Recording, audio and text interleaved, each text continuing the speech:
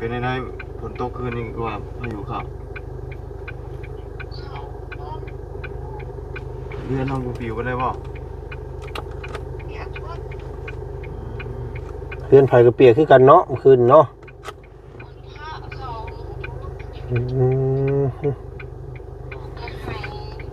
พลึกดีได้เมื่อคืนนี่เพื่อนข่อยกับแม่น้องเชอเพิ่นโทรมาป้าโทรพี่น้องเลย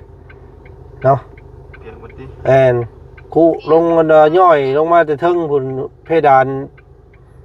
เปียกเบิดพี่น้องเลยลมมันมาทางหัวเพื่อนเลยลมมาทางนี่นะทางหัวเพื่อนเขานอนน่ะย่อยลงน้ำหอมกันพายุโซนฮ้อนเด้พายุเนาะพี่น้องเลยกะเมื่อคืนนี่ป้าโตซัมซีเอาบัดนี้อึ้งพี่น้องเอ้ยแล้วซัมซีกินแต่ว่ามื้อนี้ทางพวกเฮากำลังสิเดินทางเด้อพี่น้องเด้อเนาะขึ้นเวียดนามเนาะครั้งแรกที่ไปเวียดนามที่มันไกลที่สุดว่าซั่นซะพี่น้องเอ้ยกำลังมารับขึ้นรถเนาะอยู่บ้านอะไรนี่แหละพี่น้องเอ้ยบ้านของน้องงามน้องทิ้งเนาะไปกัน3คนพี่น้องเอ้ยเนาะกับเบาบุญเบาบุญแล้วก็เบาเสียงเนาะไปรถเบาจันเองพี่น้องเอ้ยเนาะเอกสารลงรถก็จักครบบ่ครบแล้วนี่พี่น้องเอ้ยเบิ่งก่อนโอ้มีตังซิดรถนี่แหละเนาะกับเอกสารคนนี่นะพี่น้องลองเบิ่งครั้งแรกเนาะข้ามเวียดนามพี่น้องเนาะสิเป็นจังได๋สิผ่านพ้นไปได้แนวใดก็ตามก้นนั้นว่ารถอันว่าห้องหมอเพิ่นแล้วพี่น้องเอ้ยเนาะอาศัยเพิ่นแล้วเพราะว่า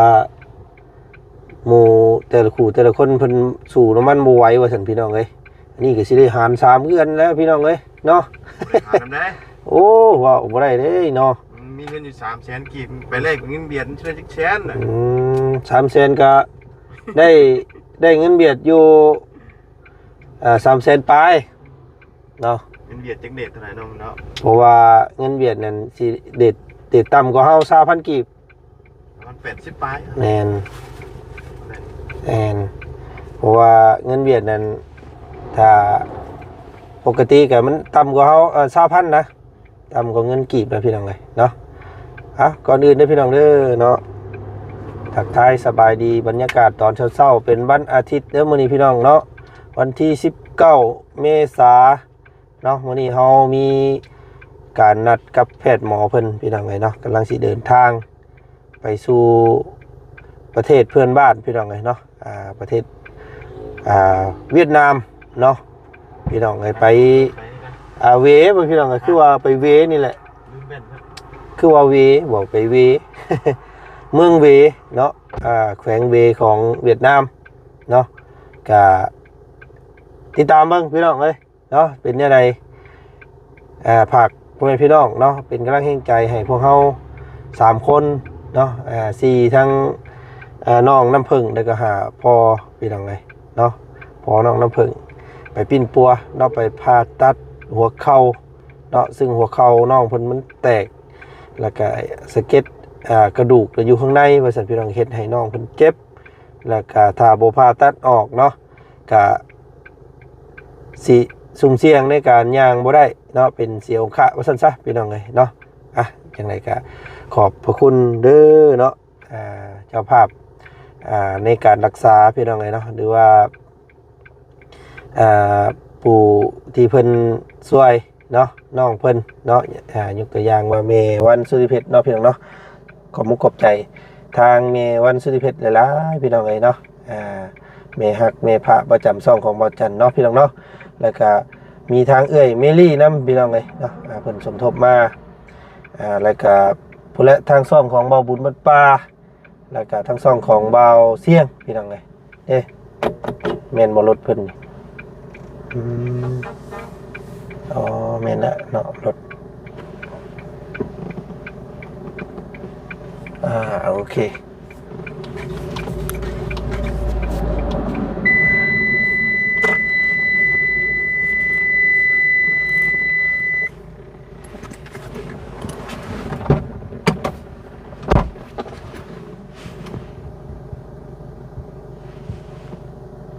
มาละรถลง บ้านเพิ่นพี่น้องอ่ะโอ้ยไปฮึบ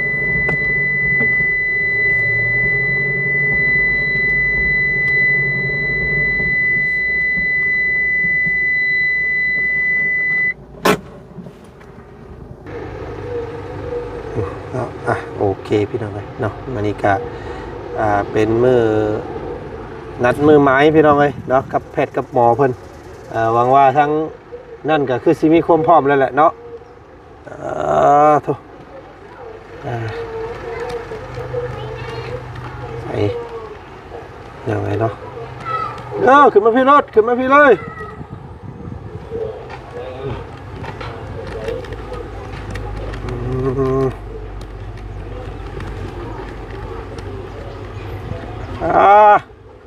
กาเกียมเตรียม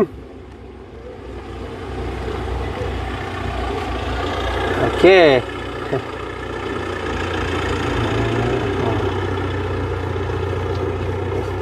รถมาแล้วบาทนี้เนาะป้ายทะเบียนรถเป็นรถเวียดนะพี่น้องเนาะนี่ทะเบียนรถนี่แม่นตัวนี้เด้อมื้อนี้ 756100เนาะใส่นี่ได้บาทนี่แม่นผู้นี้แหละเจ้าเนาะไออันทางอันพอเพิ่นอันนี้ก่อน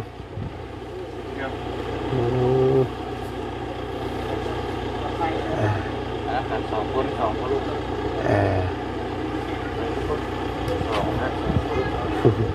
นี่เนาะสบายดีได้เด้อเนาะสบายดี มีอีกเคสหนึ่งบ่ไปพร้อมกันเลยแอนเป็นเคสหนึ่งอยู่มาจากวิระเนาะเพิ่นเป็นอ๋ออันนั้นเคสนั้นเพิ่นเป็นยังเคสนั้นเพิ่นเป็นก้อนเบ้าอยู่ในมดลูกตัวนี้สิพาอยู่ก้อนซีดก้อนเบ้าอยู่ในมดลูกเพิ่นเอาลงมาขึ้นรถเลยขึ้นมา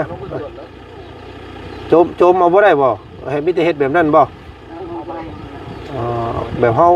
ส่วนอุ้มเอารถบ่ได้บ่ง่ายกว่าเนาะแม่น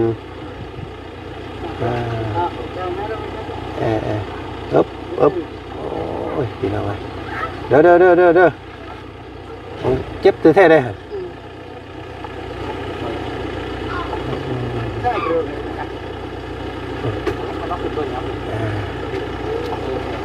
นี่นะนี่แหละถุงมักจอยแล้วก็เนาะจะมีอย่างแน่อยู่ในนี่พี่น้องเลยเสื้อผ้าหน้าแพร่เนาะโอ้ยเพื่อนเด้อเนาะสบายดีเด้อเด้อเนาะเอาเผาเพื่อนฟังลูกถ่าเด้อเนาะผู้เป็นผัวกับลูกชายจักสิได้อยู่จักมือแล้วก็ตามแพทย์ตามหมอเพิ่นนั่นแหละเนาะแพทย์หมอเพิ่นว่าในใดก็ตามนั่นแหละเนาะเบิ่งลูกเบิ่งเต้าถ่าเด้อเอาเนาะสบายดีเนาะพี่น้องเนาะมีแต่แล่นถ่าเฮานี่เด้อเนาะเพราะว่าถ่ายอยู่ด้านได้มันต้องใช้อันซิมเวียดเนาะโดยใช้ซิมเวียดเขาต้องซื้ออยู่ใส่ซิมเวียดหน้ามองมันบางร้านก็มีนำด่าก็มีทางเขาโดนซิมเวียดเข้ามาเฮ็ดให้โอ้ภาคเฮาบ่คือภาคนั้นภาคเฮาก็ได้ภาคเฮาก็มีเวียดด้วยกันโอ้โดยภาคเพิ่นเฮาก็มีเวียดด้วยกันเพราะว่าคำได้เข้าไปพุ่นแล้วมันบ่มีสัญญาณได้เนาะแม่นมันต้องได้ใช้สัญญาณอินเทอร์เน็ตทางนั้นได้พี่น้องเลยเนาะอันนี้ได้บ่ครับกินข้าวแล้วบ่มื้อนี้ฮะกินเนี่ยเนาะโอ้พี่น้องเอ้ยเพิ่นหน้าตาสดใสมื้อนี้เนาะเดี๋ยวอันพอลุงเพิ่นนั่งน้ำพอลุงเพิ่นเด้อเห็นบ่ไปเที่ยวเวียดเนาะเคยไปบ่บ่เคย บ่เคยไปเวียดจักเทื่อเนาะไปก็ไปด้วยความเจ็บความปวดพี่น้องเอ้ยก็บ่ปานใดเด้อเนาะหำเนาะทางพ่อเพิ่นนี่เคยอยู่เนาะพ่อเนาะเอกสารเอามาเตรียมไว้รถเนาะเอาออกมาไว้รถมันไปฮอดเลยมันยากได้ครับพี่น้องเอ้ย เออใบอันนั้นเด้ใบยังยืนเนาะใบยังยืนเด้ใบเอโกอันนี้พี่น้องเอ้ยเราขอเวลาสัมภาษณ์อีกนิดนึงแน่พี่น้องเอ้ยเนาะ เพราะว่าการเดินทางของพวกเฮาเนี่ยขึ้นอยู่กับป้าลุง FC เนาะFC เพิ่นเบิ่งส้มจังมีมือน้องเพิ่นมื้อนี้ได้พี่น้องเอ้ยเนาะสั้นๆแม่นเห็นบ่ได้เดินทางถ้าบ่ว่าบ่ให้อันFC เพิ่นติดตามนะเนาะ เพิ่นยังกวดเบิ่งเอกสารอยู่พี่น้องเอ้ย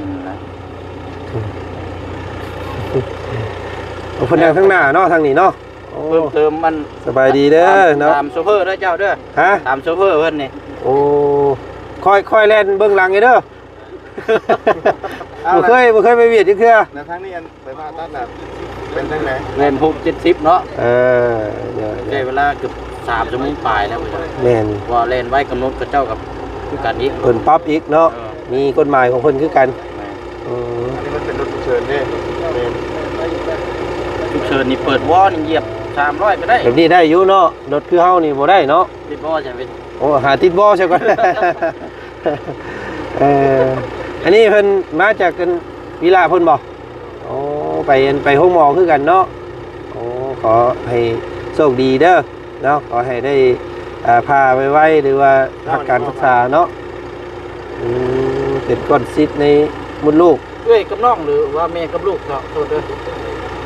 เอ้ยกับน้อง กับน้องคือกันเนาะคือกัน ไปน้องกันนี่แหละพี่น้องไงเนาะเป็นคิดร่วมกันห้องหมอเพิ่นพาไปเนาะ เดี๋ยวว่าสิเดินทางเมื่อวานนี้ แม่น ก็เลยรอทางเอ้ยทางสาวเพิ่นไปห้องกันเพิ่นถึงซะเนาะ เอาอีกทำมือหนังเดียวที่ว่าเป็นแต่ที่ทำเป็นแต่จำกาผ่าน โดย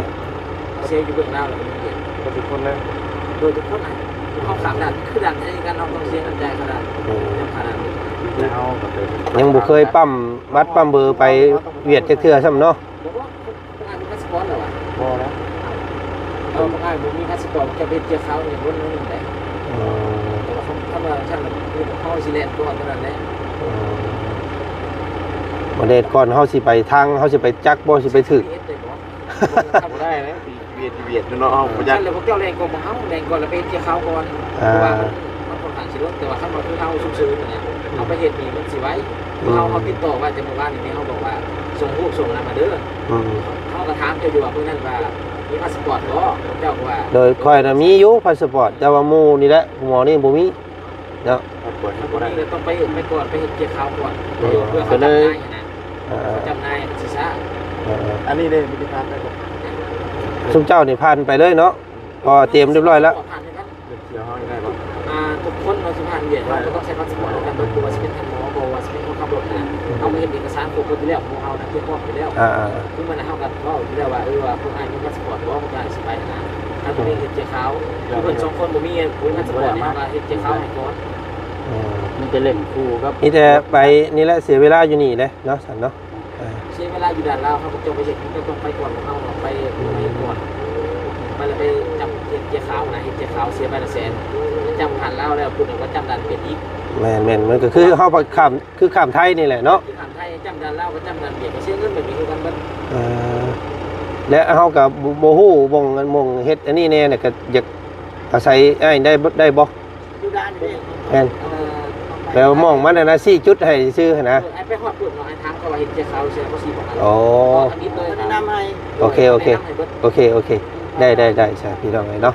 มีแต่ตามนั้นได้ใช่พี่น้องเนาะมีแต่มันสิชาติบอกไปแค่ตัวทั้งหมอเบิ่งพุ่นน่ะเขาที่ว่าสิไปฮอดประมาณ2 โมง 3 โมง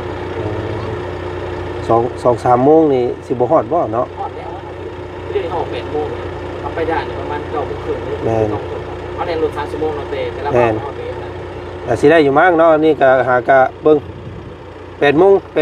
เนาะหากะ8 โมง ป้าเช้าเนาะ ป้าโอเคเนาะมีแต่พุ่นละพ่อกันอยู่ด้าน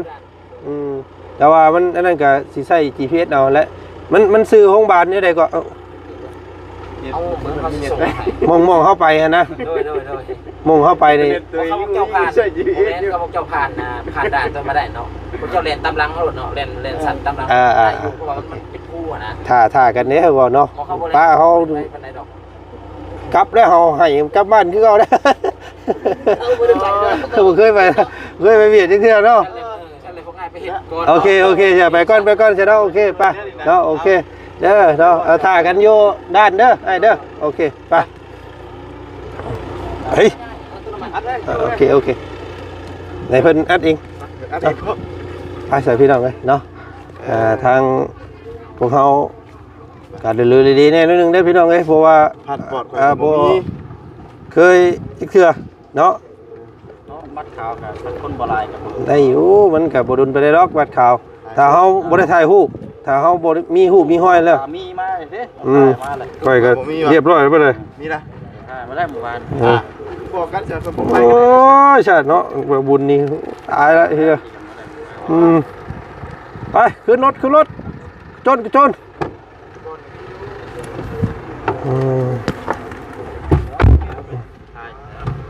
นี่อยู่นะว่าถ่ากันทำนั่นเว้ย ว่าอะไรบุถากันเนาะ ถ่า ไปเหมือนกันเป็นเนี่ย จักได้เฮาเนาะยอมได้เฮา ไปไทยนี่แต่ไทยนี่ไปเจ้าไปเล่นไปก้อนรถคอยไปน้ำลังก็ได้ ได้รถนี้ ชื่อดี เพราะว่าไทยนี่เขาได้หนังสือนี้ เขาเป็นเขาอ่านเขาว่าเขาถามใครก็ได้เนาะ ภาษาก็ได้ อันนี้ จักเฮาสุดลายก็อยู่ไทยรถบ่ยากแล้วคันเขา นี่ ขับ อันนี้จะกี่ทามไทยนี่ดิ จักกี่ถามไผบาทนี่หนังสือก็บ่ได้เป็นได้พี่น้องอยู่ติดชายแดนกันซื่อได้เนาะบ่ได้เป็นจักตัวเลยตัวกอตัวคอนี่แล้วเนาะตัวเวียดนี่เรียกกันด้วยพี่น้องเอ้ย อย่าว่าอยากให้เพิ่นนำทางนั่นแหละ อาศัยอยากแบบนั้นแล้วแต่เก่าก็ได้เนาะ เด้งเผาเดี๋ยวก็ว่า เมนฝากไปแต่หมอแล้วติ เผาดอมันกัน แต่ว่าก่อนอื่นค่าข่อยเวเอาเงินก่อนนะ พี่น้อง เงิ เอ้ น ย เลยหรอวะ นี่แหละเอาบ่มีความรู้อย่างเลยนี่จังว่านี่เนาะจังว่าอาศัยเพิ่นน่ะซั่นเฮาก็เอาขึ้นรถเฮาก็เอาไปรถแล้วอ่ะคนเจ็บเนาะ ดอกเนาะ นี่จังว่าอาศัยแพทย์หมอเพิ่นน่ะพี่น้องเอ้ยเพราะว่าบ่มีความรู้เนาะ เล่นรถบ้านเพิ่นมันเป็นรถไม้ คือกันกับเฮานี่แหละเฮาก็50เนาะคือกัน คือกันนั่นแหละไม่ใช่กัน 50โอ้80มีแต่ระวังเอานะ ต่างคนนะ ก็มีแต่บอกเล่านะเนาะให้ถ่ากันมันเสียเวลาสำนั่นก็เสียเวลาแล้วเฮ้ย โอ้ ว่า เสียก็เสียแล้วเนาะเห็นได้จะเอาหู บ่ฮู้ได้บ่ไปลงเรือเลก็ให้อยู่พุ่นแล้วเด้อพี่น้องเอ้ยถามให้ก็บ่จักช่ำ อันสิมากันอินเทอร์เน็ตก็บ่มีดิ มีอันน้องเจืองเราเคยไปน้ำขยุว่า เอา เนาะ โทรหาเราแม่เราภาษาเวียดได้อยู่เราติดรถไปนำไป แล้วก็เบิ่งลูกเต้าแล้วเนาะ ก็เคยว่าก็น่าอยู่คันว่ามื้อใดมื้อนึงคันได้นั่นว่าว่างสิเอาคือว่าอย่างกลับไปเวียดนามว่ะเราก็ว่าได้ให้เดี๋ยวว่า เคยไปห้องหมอได้เราเคยเที่ยวไปห้องหมอนั่นอยู่ เราเคยไปได้ ก็ประมาณ3 โมงเนาะฮอด ชั่วโมงเสมอบ้านเฮาพุ่นแหละ ว่าใช้เวลาโดนวันแต่ว่าเฮาเมื่อบ้านเฮาสามารถเหยียบได้นะ แอนร้อยแล้วได้น่ะ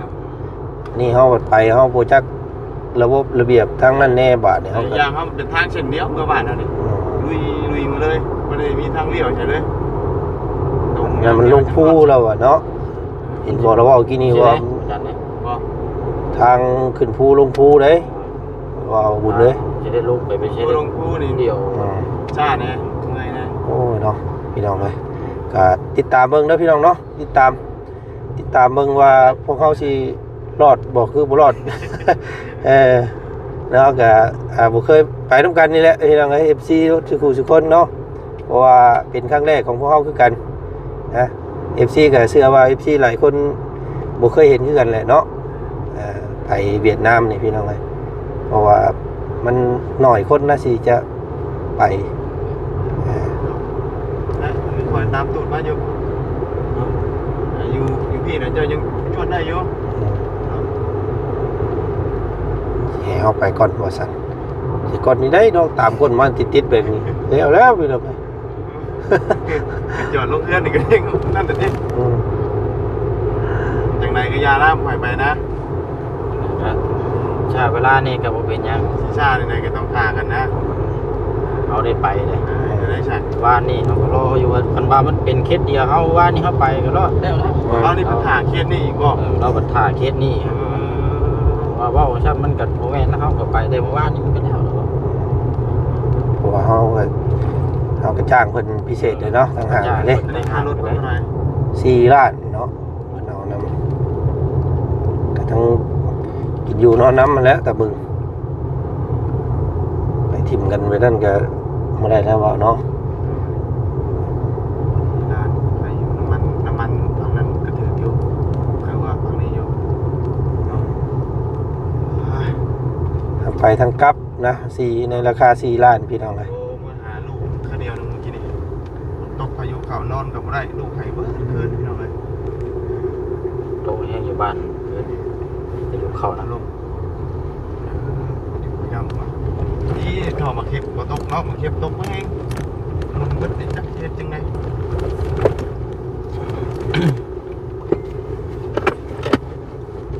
ไปเนาะจังไงก็ จอดนี่บ่จอดเรือนนี่คนบ่ เงินเอาเงินก็เงินอันนี้แล้วเงินน้องคนนี้แหละป้าไว้ในรถเนี่ยลืม